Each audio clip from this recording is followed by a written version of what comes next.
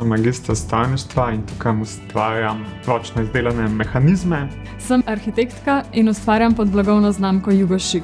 Sem vodja tekstilnega laba v Centru Rog. Sem študentka ekonomije, v Centru Rog se ukvarjam s keramiko. Mislim, da sem ena najstarejših uporabnic tlele in izdelujem marionete. Sem v bistvu po izobrazbi kiparka. V Centru Rog sodelujem kot mentorca in kot uporabnik. Sem učitelj gimnaziji srednje šole Kočevje, sem pa ljubiteljski pletar. V Rogu izdelujem inovativen koncept kitare, tako akustične kot klasične. Delam v marketingu, tukaj pa v keramičarskem labu delam z glino.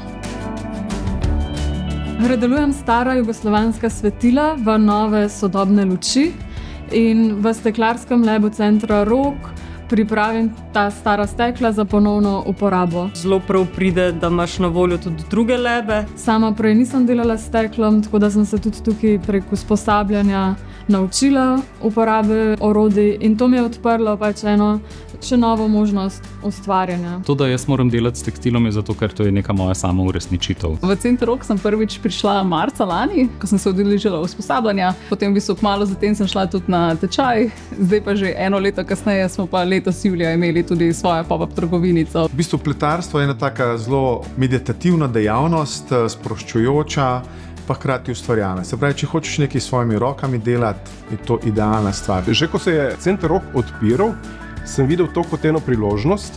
Svojo amatersko dejavnost izdelave kitar sem opravljal doma, v kabinetu v 6. nadstropju. Večina izdelkov je kompleksnih, zahteva večje število strojev in ker imamo tukaj in laboratorij zame za les, za kovino, za steklo, za nakit, lahko to kombiniram. Doma tega ne morem. Za eno marioneto je potrebnih 80 do 100 ur dela. Zato sem se jaz odločila in sem tlele zakupila kar celoletno karto, kar pomeni, da lahko rezerviram delavnico v bistvu kjerokoli. Mogoče na začetku ne bo uspelo, ampak vaja dela mojstra in mojster dela vajo. Ena taka sprostitev, res lepa aktivnost, ki se lahko sredotočiš na to, kaj delaš, pa odmisliš vse ostalo. Je dost vaje, pa treninga, pa ne uspe vse v prvem poskusu. Ampak jaz si nisem pred enim letom predstavljala, da bom delala potičnike. Pri nas imamo ogromno enih krožkov in delavnic, ki na novo učijo tradicionalne in stare tehnike. V tekstilu konkretno imamo klekljarski krožek, ročne statve, ročno pletenje in gospodinjske pletilne stroje. Interesa za te tehnike je pa vse več. Ti pridobivaš neko znanje, če ga želiš. Lahko si zelo individualen, lahko se pa prepustiš v bistvu vsem znanjem, ki ga mi mentorji ali pa vodje, pa tudi drugi uporabniki imajo. Potem ti znanje samo raste. Tako mentorstvo na tako visokem nivoju je super. Predvsem znanje posameznih mentorjev in pa njihov entuziazem pri uvajanju novih članov, pa spodbujanje nekega ustvarjanja. Je super, da imaš na voljo mentorice. Vem, da so veliko spraševali glede zlaganja v peč, pa smo kdaj tudi skupaj zložili not. In meni je super, ko pridem sem in da so potem tudi tukaj neki drugi ljudje, ki ustvarjajo. Se mi zdi, da ima velik potencial tudi tako, da preskoči neka ustvarjalna iskrica, pa da se mogoče začne kakšno sodelovanje. Je neko tako svobodno, spodbujajoče okolje, kjer je dosti enostavno ustvarjati. Kreativen prostor, ki se lahko z drugimi spoznaš, pogovarjaš, res tak družabno ustvarjanje. Meni so tle v Rogu, v studiu v 3. nadstropju najlepša jutra. Ko prideš ob 6. zjutraj, odpreš okna, kljub temu, da smo v centru Ljubljane, je tišina, pogled na Ljubljanico in ti delaš tisto, kar te najbolj veseli.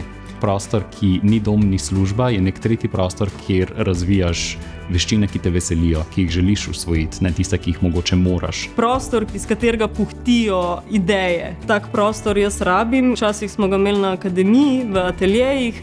Jaz tukaj s svojimi sodelavci absolutno uživam v iskanju nekih rešitev, v idejah in v izdelavi. Ko vidiš, da izpod tvojih rok nastaja neka oblika, ki si jo prej zamislil na papir ali pa na računalnik, te kar not potegne.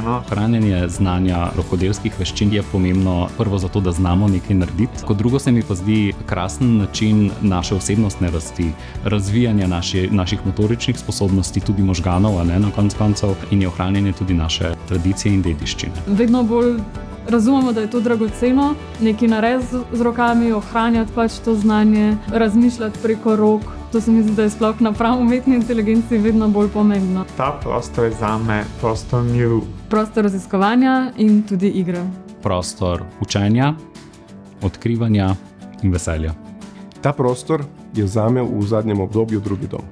Zame je to prostor, kjer se lahko pač sprostim in ustvarjam. Drugi dom oziroma podaljšek moje delavnice. Ta prostor zame pomeni sproščujoč popoldan. Ta prostor je zame eno tako žarišče idej.